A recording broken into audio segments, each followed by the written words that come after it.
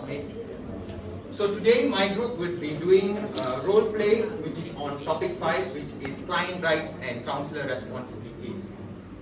So this group comprises of me, Ravin, Yusuf, Diti, Charlotte, Mira, and Nina, and Amber, the one over there recording. So in this role play session, Mira will act as the counselor and Nina will act as the client. I hope you guys learn something by the end of this role play session. And if you guys have any questions, please do clarify by the end of this section. I'll pass on the floor to Nina and Mira. Morning, Nina. Hi, morning. How are you feeling today? Honestly, I'm quite nervous about being here today. This is my first time attending therapy, and I'm not usually the sort to open up about my feelings, especially with someone I don't know. So I'm pretty uncomfortable being this vulnerable right now. No, it's really normal for you to feel nervous, especially when you're first time coming here. Just like I tell my other clients, it's really natural for you to treat this kind of group. Perhaps as we continue with our session, you will feel a bit relief after talking out with me. Also, we can go as far as you feel comfortable with. Okay, that's good to hear, and I'll try to be as open as possible as well. I appreciate that. Oh, before we start our session, here is the informed consent form that I need you to go through it and sign it. It's actually for the protection of your safety, your rights, and to ensure our session are kept confidential. Okay.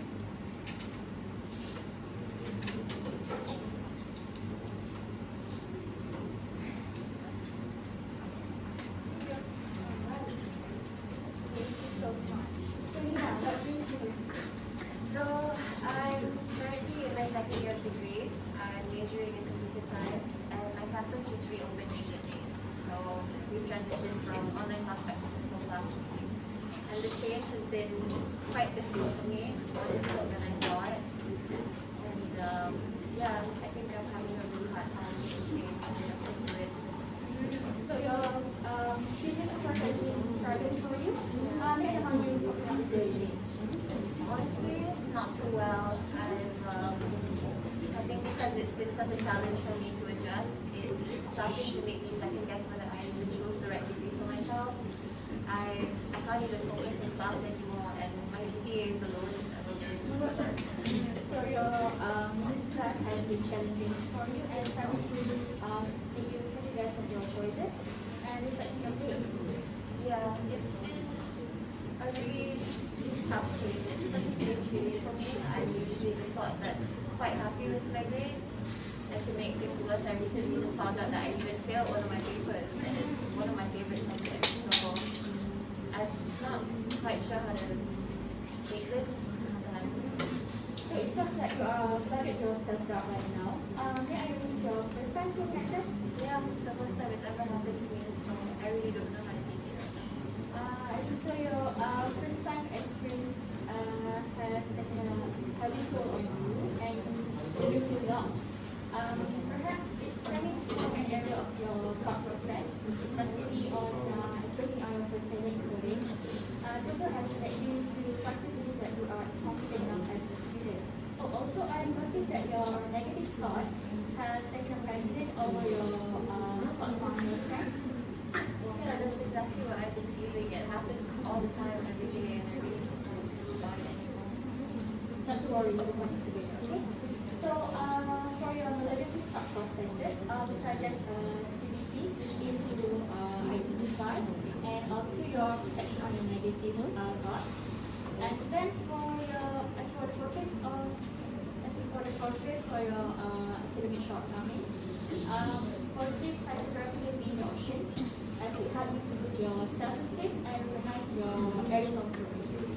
Okay, so many really good options, but do you think it's okay if I take some time to think about it before deciding? Yeah, sure, of course. Take your time to think about it, with the pros and cons, and the level of your comfort condition conscious, and then we can discuss further on our next session. How about it? Okay, that sounds great. Alright, now so to summarize our session today, your recent transition from online class to physical class has been challenged you academically, and then your failure in the exam and hard to focus in your class has added more stress on your plate. Yeah, that's exactly what's been happening. Yeah, okay, I think we have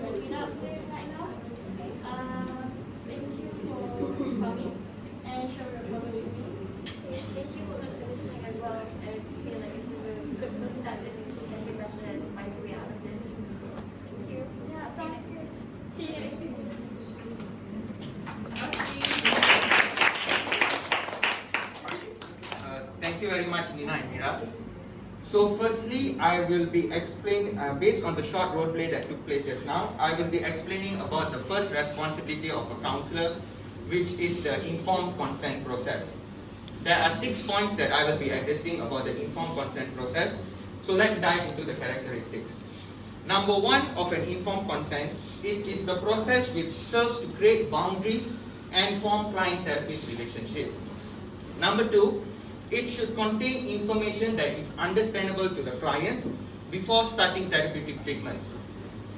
Number 3, during the consent, the client should voluntarily give consent to the therapeutic treatment.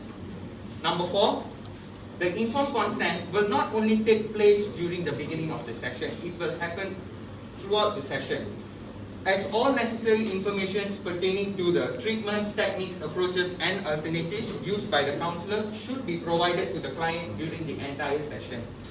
Number 5, an informed consent helps the therapist to educate the client or patient about the risks, benefits and alternatives of the given procedure or intervention.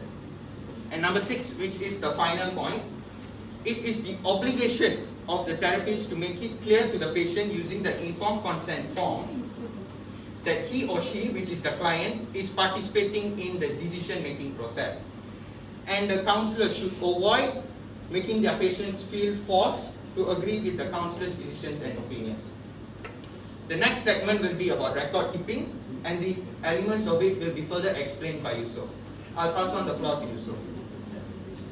Right, thank you, Aiden. So I'll be talking about record keeping. So if you can see, Mira as the counsellor is holding a pen and pencil. She's keeping record of whatever the patient is telling her, which includes her personal information, billing data, the documentation of her waivers and informed consent, also presenting complaint, which is feeling hopelessness after failing her exam, and so on and so forth. There are a lot, about 12 points that is required in your record. So the reason why we keep the record is for 3 things: clinical, ethical, and legal. Clinically, it's to provide a clear timeline of the disease so that the counsellor can provide the adequate and appropriate care. And that's in line with our code of ethics, which is to strive for the betterment of the client.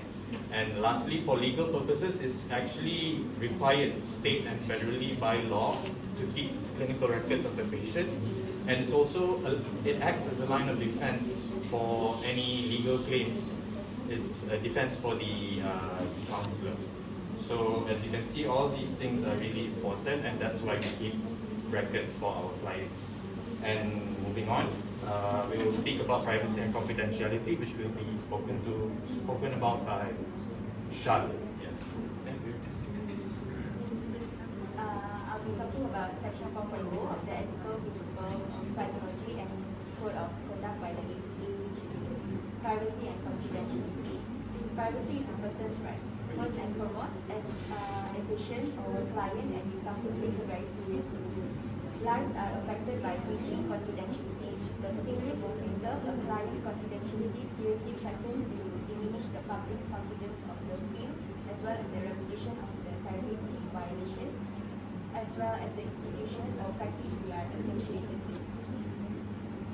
Psychologists appreciate that in order for someone to feel at ease talking about private and often hurtful information, the individual needs to feel that they are in a safe place, with no fear of their thoughts or feelings living that way.